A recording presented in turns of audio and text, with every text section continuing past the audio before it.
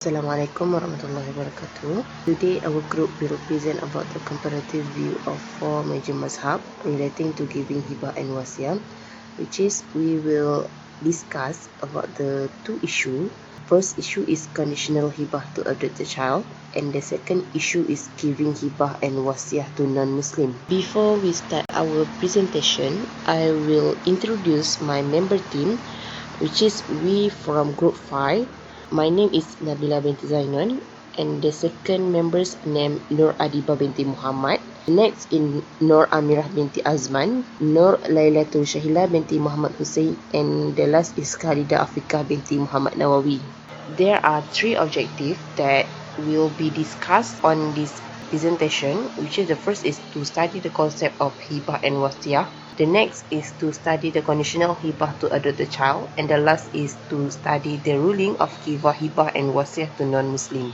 For the introduction, hibah and will, which is wasiyah, as an important instrument which can ensure that the property owned can utilize for the purpose of individual development and the Muslim community in general. It also can ensure justice, promote property growth, and can prevent this from happening quarrel or division among Muslims. Because of that, each instrument states to have goals and objectives vary in choosing the various methods organized by Islam to manage property. So, hibah and will is seen as a special property management instrument that can be implemented as it has the ability to resolve many issues arising in Muslim property management mechanism today, such as the issue about giving hibah to adopted child and giving hibah and wasiyah to non-Muslim. So the most important is hibah is one of the simple method of managing Muslim property because this grant can be made directly to the heir or non-heir without need through faraid and executed while the property owner is still alive. Meanwhile, will, which is wasiyah, is the transfer of unlimited of the property's value or benefit to the non-beneficiary value, and the transfer of the property is only after the demise of the owner. Okay, for this slide, I will explain about the property management instrument, which is hibah and wasiyah. I will explain from two perspectives, which is time and grant rate. For the time of hibah is granting of property that occur during the life of the grantor, while the time of wasiyah is happen when the granting of property that occur after the date of the testator. So dekat sini hibah itu berlaku apabila pemberi hibah memberikan hibah kepada penerima hibah tu dalam status pemberi hibah tu masih hidup, manakala untuk wasiat ini, wasiat akan berkuat kuasa apabila pemberi wasiat itu telah meninggal dunia. Jadi wasiat itu akan dikuatkuasakan kepada penerima wasiat setelah kematian pembuat wasiat. So the second is grant rate, which is for the hibah is there is no specific rate for the property to be denoted. It depend on the grantor. So the hibah tahap ataupun harta hibahan yang boleh diberikan itu tidak ada spesifik, tidak ada had limitnya. Jadi bebas kepada pemberi hibah untuk memberikan sebanyak mana harta yang dimiliki kepada penerima hibah. While for the wasiyah, the rate of property that can be bequeathed by the testator according to Islamic provision is only half of the net property left by him at the time of his death after being used for funeral expenses and the settlement of his debt. Manakala for the wasiyah ni ada syarat yang telah ditetapkan sebanyak mana sahaja yang harta yang boleh diberikan kepada penerima wasiat, iaitu hanya 1/3 sahaja harta yang boleh diberikan kepada penerima wasiat itu pun setelah diselesaikan, setelah kematian pemberi wasiat tersebut. Okay, for the definition of hibah in lughah come from the Arabic words which is giving property to another party without exchange. So hibah ni dari sudut bahasa bermaksud pemberian sama ada dalam bentuk ain atau selainnya, yang mana hibah ialah pemberian hak atau harta secara sukarela tanpa dipaksa atau terpaksa daripada satu pihak kepada satu pihak yang lain, yang mana dengan niat dan tujuan yang baik tanpa ada sebarang syarat, imbalan ataupun balasan. So hibah in term of istilah, there are some definition given by mazhab such as from Hanafi, Maliki, Shafi'i and Hanbali. So from Hanafi, hibah is to transfer ownership of an item without condition of exchange. Jadi menurut mazhab Hanafi ni, hibah ialah pemberian milik ain, iaitu ain ni adalah harta kekal yang mana diberikan tanpa balasan. Manakala Maliki is hibah as owning an item without any expected exchange from recipient. Manakala untuk mazhab Maliki ialah mazhab Maliki menakrifkan hibah sebagai pemberian milik ketika hidup tanpa balasan. Next is from mazhab Syafi'i is hibah as gift of man of his property to other during life. Manakala untuk mazhab Syafi'i pula, dia menambah makna hibah sebagai pemberian milik ain, yang ini harta kekal tanpa balasan ketika hidup secara sukarela. And the last is from the mazhab Hanbali, which is hibah is a gift transferring the property during life. Jadi manakala yang untuk mazhab Hanbali pula menyatakan bahawa hibah ialah pemberian milik sesuatu harta ketika hidup tanpa balasan secara sukarela, ataupun sumbangan orang yang boleh menggunakan hartanya dengan memberi milik hartanya yang diketahui ataupun yang tidak diketahui. So from these four mazhab, we can conclude that hibah is a voluntary grant that does not expect any return from the recipient. Syafi'i and Hanbali scholar add that it happened during life. Jadi berdasarkan empat-empat mazhab ni, kita boleh tengok yang mana hibah ni berlaku dengan secara sukarela, tanpa ada apa-apa paksaan dan tanpa ada pembalikan harta hibah tu kepada pemberi hibah. Jadi tanpa ada balasan. Dan Syafi'i dengan Hanbali juga menambah yang mana hibah ini berlaku ketika pemberi hibah itu dalam status hidup. My name is Nur Adibah binti Muhammad and I will explain about dalil hibah. In term of law, hibah is a practice that is circumcised and encouraged in Islam. There are many propositions related to the necessity of charity, which is hibah, based on the Quran and Sunnah. A'udzubillahi minasyaitonirrajim. Wa atal mala ala hubbihi zawil qurba wal yatama wal masakin. Meanings, and give away wealth out of love for him to the near of kin and the orphan and the needy and the wayfarer and the beggar. Al-Baqarah verse 177. Dan mendermanya seseorang akan hartanya sedang ia menyayanginya kepada kaum kerabat, anak-anak yatim dan orang-orang miskin. From Abu Hurairah radhiyallahu anhu that Rasulullah sallallahu alaihi wasallam said, "Give each other a gift, all of you, so that you can love each other." Hadith narrated by Al-Bukhari.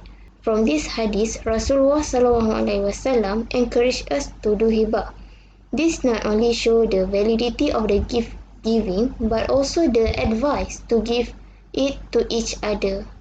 Next is Rukun Hibah. Al-Wahib is a person that give hibah. Al-Mawhub lahu is a person that receive hibah. Al-Hibah, Al-Mawhub adalah perkara yang dihibahkan, benda yang dihibahkan. And Sirah is ijab and kabul, beri dan terima. Hukum hibah.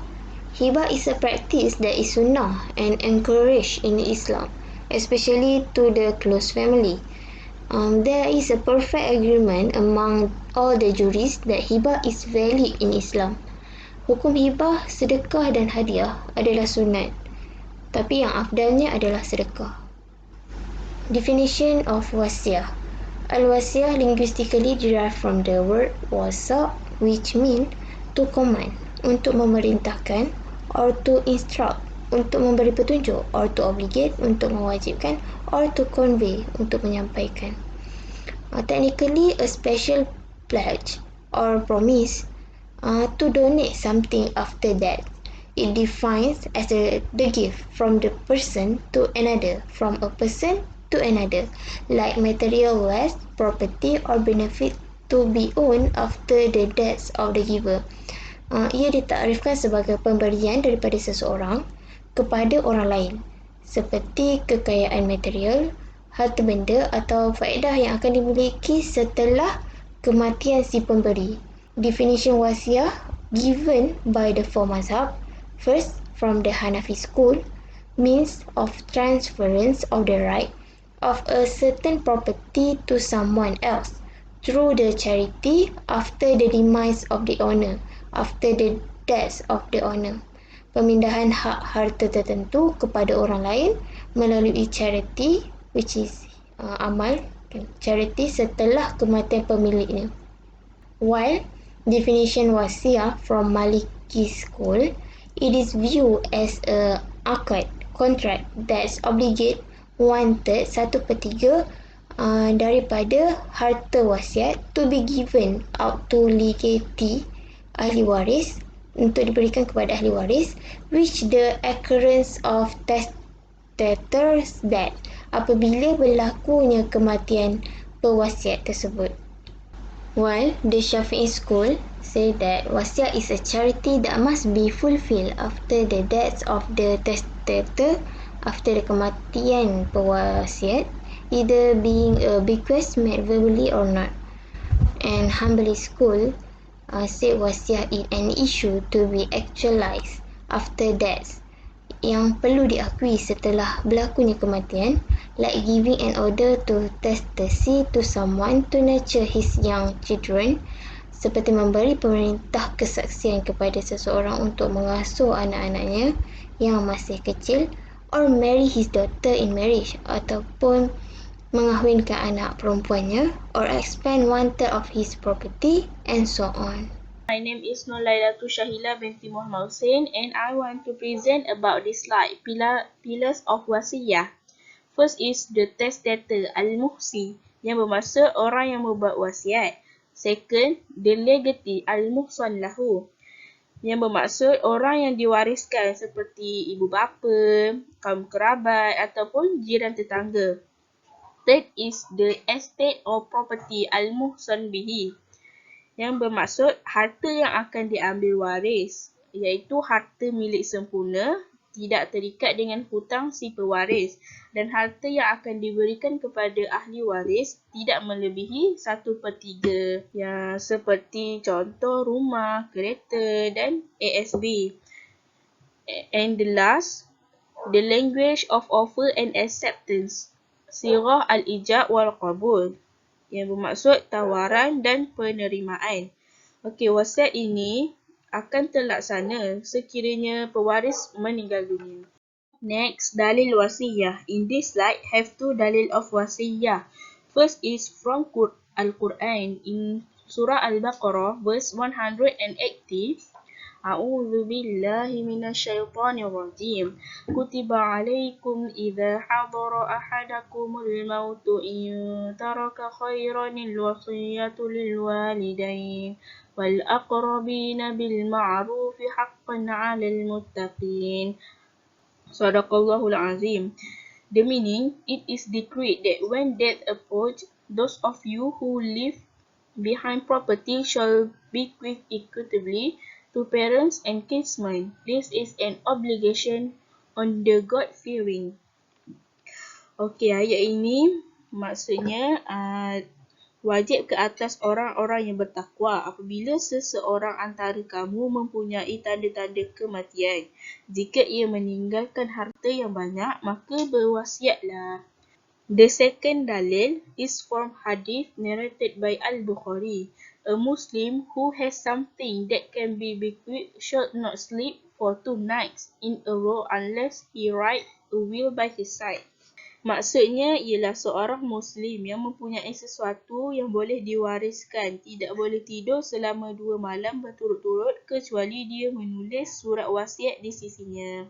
Disebabkan kita tidak mengetahui bila tarikh kematian kita dan ia boleh berlaku pada bila-bila masa. Jika kita mempunyai harta walaupun sebuah kereta, maka berwasiatlah untuk mengelakkan pergaduhan terhadap ahli waris kelak. Next slide is hukum or law of wasiyah. Scholars have agreed that initially a will, which is wasiyah, is obligatory for parents and relatives based on Surah Al-Baqarah verse 180, which is for those who have a lot of property.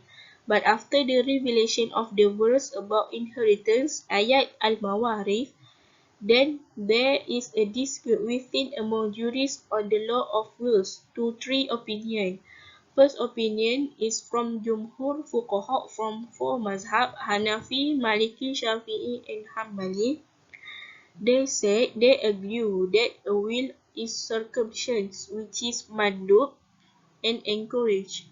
The obligation of testament in verse 180 Surah Al-Baqarah has been confirmed, which is dinasakh with the verse Al-Mawarith and from hadith of the Prophet SAW. Meaning, indeed, Allah Subhanahu wa Ta'ala has given each the person who has the right to his rights, then shall not bequeath the two highest. Hadith narrated by Tirmidhi and Abu Daud.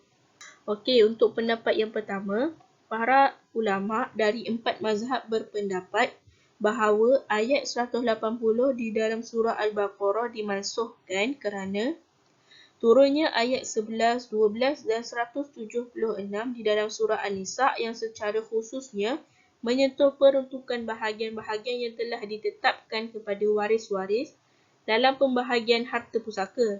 Contohnya, bahagian seorang anak lelaki sama dengan 2 bahagian anak perempuan. Jika anak semua perempuan lebih dari 2 orang, maka bahagian hartanya hanya 2/3 daripada harta yang ditinggalkan. Dan ibu bapa akan mendapat 1/6 jika pewaris mempunyai anak. Untuk hadis narrated by Tirmidhi and Abu Daud, setiap orang mempunyai hak atas haknya, maka tidak harus berwasiat. For the second opinion, from a group of fuqaha, tabi'in, and after that, they argue that wasiyah is wajib, which is obligatory based on original state, that for those who have a lot of property. Thus, also Ibn Hazm argue that a will is obligatory for those who have property. This group hold on to verse 180 Surah Al-Baqarah because of that verse affirming the law of obligatory testament to 2 parents and relatives who are highest in inheritance, but the law of duty bequeath to non-highest still lasting. Maksudnya, pendapat segolongan fuqaha tabi'in dan mereka yang kemudiannya bahawa wasiat adalah wajib sama seperti hukum asalnya bagi mereka yang mempunyai harta. Demikian juga Ibnu Hazm berpendapat bahawa wasiat adalah fardu bagi mereka yang meninggalkan harta. Golongan ini berpegang kepada ayat 180 di dalam surah Al-Baqarah kerana ayat tersebut menasahkan hukum wajib berwasiat kepada kedua ibu bapa dan kaum kerabat yang menjadi ahli waris dalam pusaka, tetapi hukum kewajipan berwasiat kepada bukan waris masih berkekalan. For the third opinion is from Daud Az-Zahiri. He argued that wasiyah is wajib, which is obligatory for parents and relatives that do not accept the inheritance.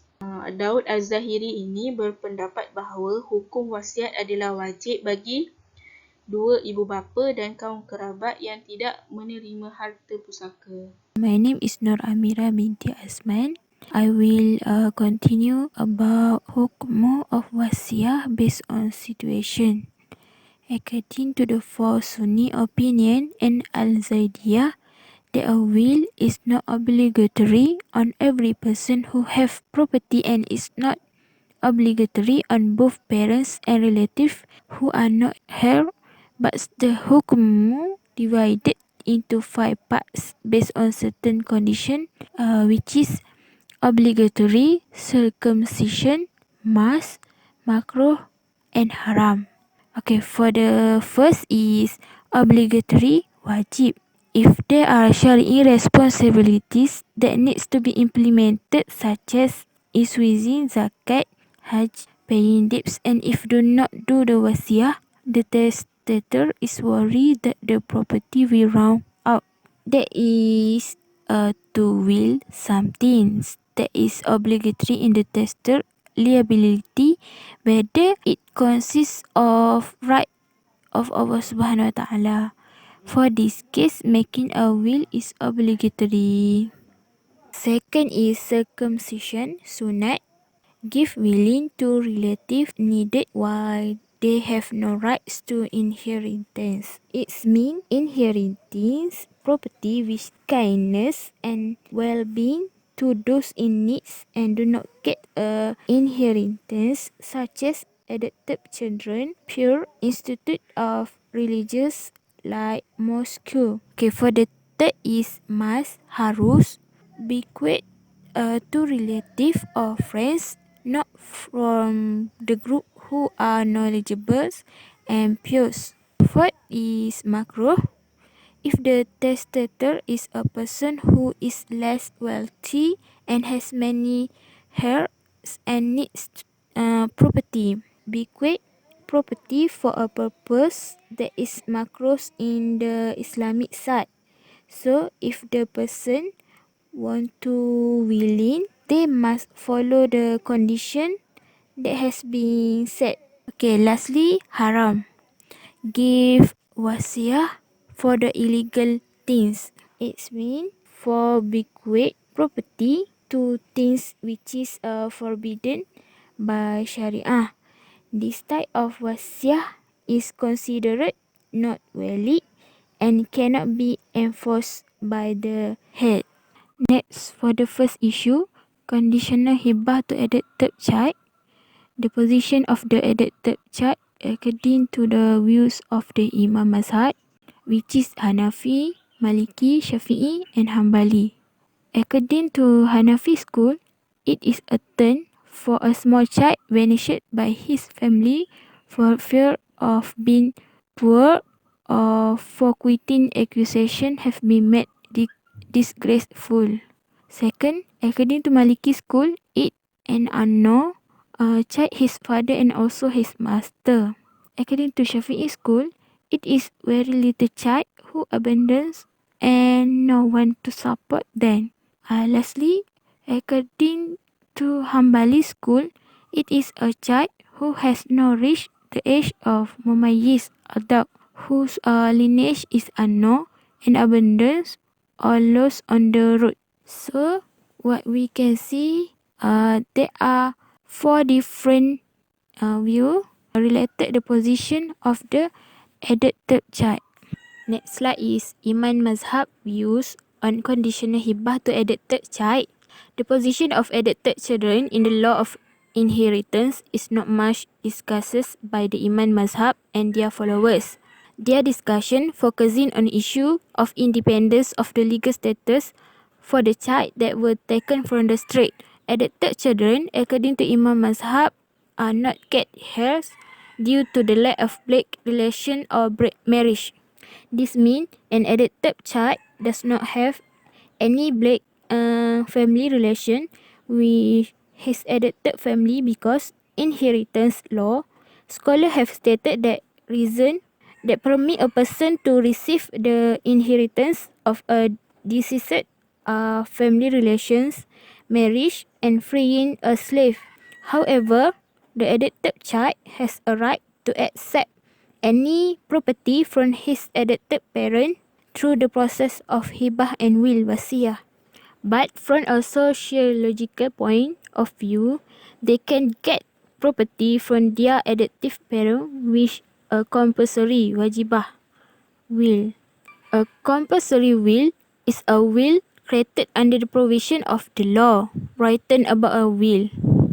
Compulsory will are not accepted among the Jumhur, including the Imam of the fourth mazhab, because the will for the relative is the circumcision, sunat of the law and is not obligatory for a particular person unless it related to the right of good and human rights. On the other hand, some fuqaha such as Ibn Hazmi, Al-Zahiri, At-Tabari and Abu Bakri, Abdul Aziz from the Hanbali, they think that a will is obligatory in terms of religions and qada for both parents and race relatives who cannot receive an inheritance on the grounds that they are world or the existence of certain obstacles such as different religions and the like.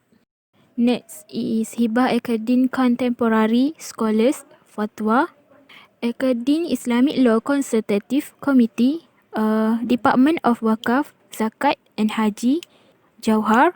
According to Faraid system, adopted children do not belong as individuals eligible for inheritance. Meeting Selangor State Shara Law Consultative Committee, now known as the Selangor State Fatwa Committee, date 22 June 1989 has discussed the issue of granting inheritance to the adopted child and agree to the following. Firstly, if the gift is made during life, then the gift called hibah. Then it must be done according to the condition of pillar. Pillar of hibah, which are firstly al-wahib, grantor, al-wahub lahu, grant acceptance. Third is al-wahub, the property that want to grant. And fourth is sirah, is a word or deed that carries the meaning of giving and grant acceptance, which ijab and qabul. Okay, for the second, if the grant is effective after the giver dies, then the gift is called a will. Therefore, the gift should be made according to the term of the pillars of the will. So, based on this statement, adopted child can get the inheritance through hibah or wasiah based on the condition and term that has provided in law. My name is Khalida Afika and I'm going to present about this slide, property rates that can be hibah, which means kadar harta yang boleh dihibahkan. Firstly, Islam does not set limit for property that want to be given as a hibah. This is because the property belongs to the grantor, al-wahib. Even so, Islam encourages hibah to be given fairly, moreover again, if given to the children. Jumhur ulama, which is Hanafi, Maliki and Shafi'i, argue that sunnah to equal giving between children and makruh to give more to one of them, even it was valid. Next, Abu Yusuf said that it is permissible for parents to give more to the children, as long they do not intend to put their children in danger, for example, like fight with each other. Lastly, according to Hanbali school, justice in giving hibah to children is a matter which is mandatory. So parents need to give hibah to their children fairly to avoid fight and hatred among them. For the second issue, giving hibah and wasiah to non-Muslim. Firstly, hibah can also be given to non-Muslims or anyone who does not be the heir to the grantor, al-wahib. It is possible for a Muslim to give a grant or hibah to non-Muslim. According to Ali As-Saghdi, as for the grant of Muslims to the infidels permissible, whether the infidels are Jews, Christians, Maghi or Musta'man infidels in Islamic countries. Based in the Surah Al-Mumtahanah, verse 8, Allah does not forbid you from dealing kindly and fairly with those who have neither fought nor driven you out of your homes. Surely Allah loves those who are fair.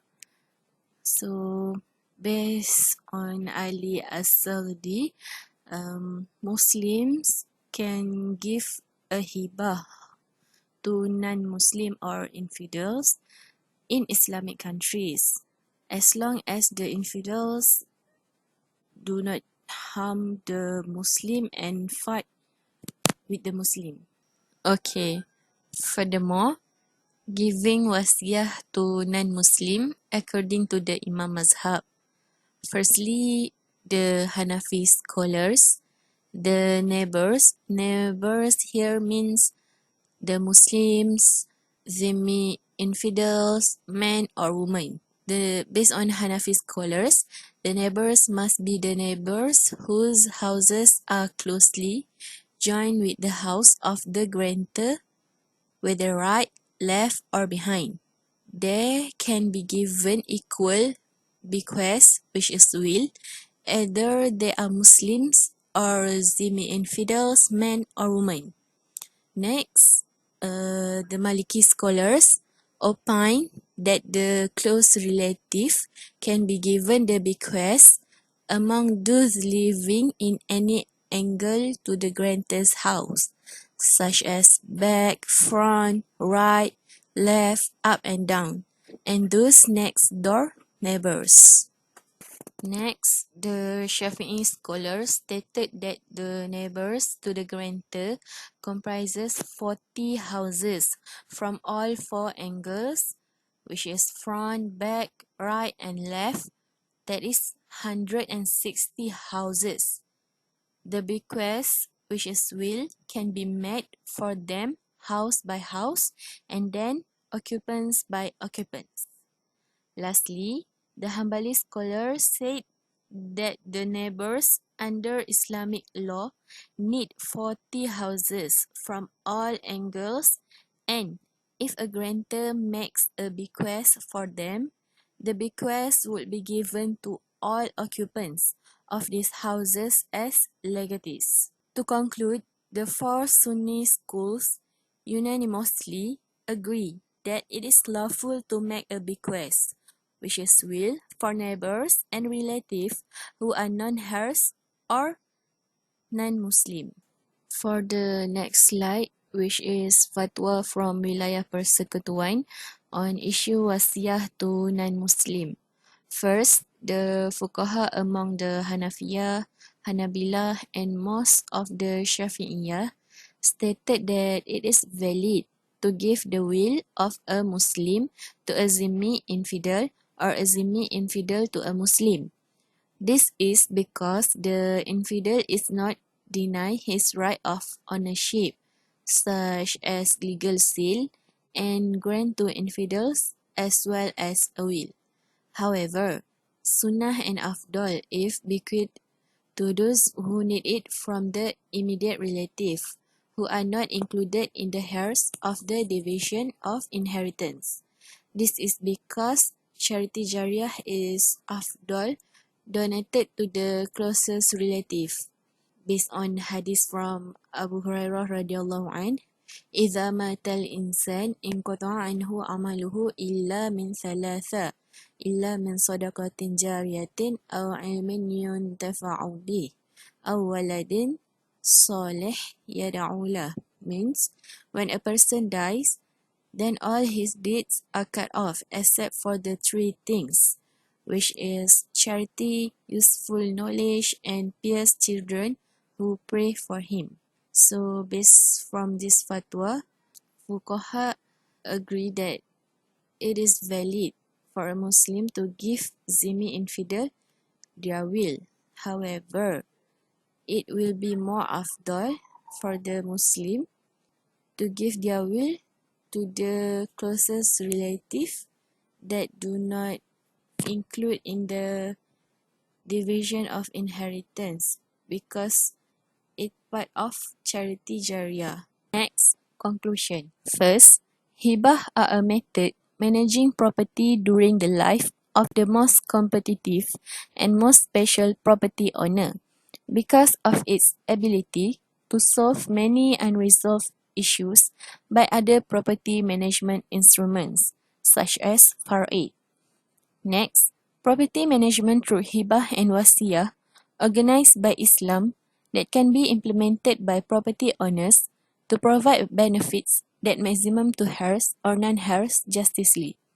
Lastly, with hibah and wasiyah, Muslims' property can be adjusted and organized for the family or non-family for a better social life, even after the breadwinner of the family passed away.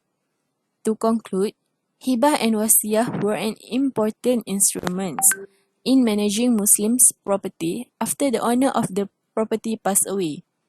This is to make sure that the owner family got a better social life even after the owner passed away. Okay, that's all from us. Thank you for your attention and wabillahi taufiq wa hidayah. Wassalamualaikum warahmatullahi wabarakatuh.